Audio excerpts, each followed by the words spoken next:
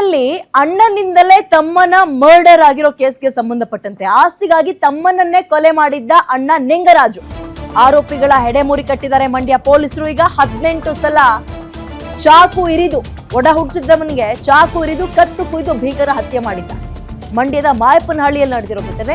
ಯೋಗೇಶನ್ನ ಕೊಲೆ ಮಾಡಿ ತಲೆಮರೆಸಿಕೊಂಡಿದ್ದಾನೆ ಆರೋಪಿಗಳು. ಈಗ ಅಂದ್ರೆ ಯೋಗೇಶ್ನನ್ನ ಕೊಲೆ ಮಾಡಿದ್ರು, ಆರೋಪಿಗಳು ತಲೆಮರೆಸಿಕೊಂಡಿದ್ದಾರೆ. 4 ಆರೋಪಿಗಳನ್ನ ಈಗ ಮಂಡ್ಯ ಪೊಲೀಸರು ಬಂಧಿಸಿದ್ದು, ಆರೋಪಿ ನಿಂಗರಾಜು ಪತ್ನಿ 2 ಮಕ್ಕಳನ್ನ ಕೂಡ ಬಂಧಿಸಲಾಗಿದೆ. ಆಸ್ತಿ ವಿಚಾರ, ಹುಟ್ಟುತ್ತಾ ಅಣ್ಣ ತಮ್ಮಂದಿರು, ಬೆಳೀತಾ ಬೆಳೀತಾ ದಾಯಾದಿಗಳು ಅನ್ನುವಂತಹ ಗಾದೆ ಇಲ್ಲಿ ಸರಿಯಾಗ್ತದೆ.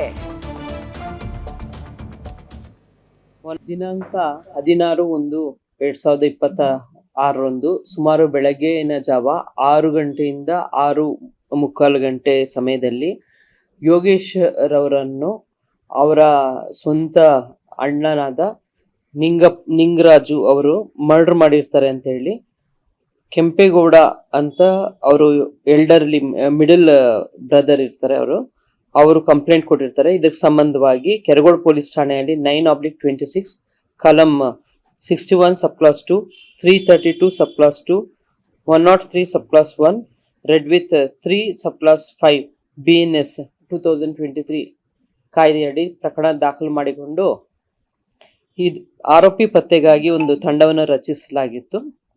ತಿಮ್ಮಯ್ಯ, ಅಡಿಷನಲ್ SP ತಿಮ್ಮಯ್ಯ, ಗಂಗಾಧರ್ ಸ್ವಾಮಿ ಹಾಗೂ DSP ಆದ ಶ್ರೀ ಲಕ್ಷ್ಮೀನಾರಾಯಣ್ ಪ್ರಸಾದ್ ರವರ ನೇತೃತ್ವದಲ್ಲಿ ಇನ್ಸ್ಪೆಕ್ಟರ್ ಮಂಜುನಾಥ್ ಮತ್ತು Keragodu sub inspector Kashinath Bagali, Shivalli PSI Raghavendra Kathari ಮತ್ತು ಸಿಬ್ಬಂದಿಗಳಾದ ASI ಚಿಕ್ಕಯ್ಯ, ಶ್ರೀ ಕೃಷ್ಣ ಕುಮಾರ್, ಮಂಜುನಾಥ್, ಚೇತನ್ ಕುಮಾರ್,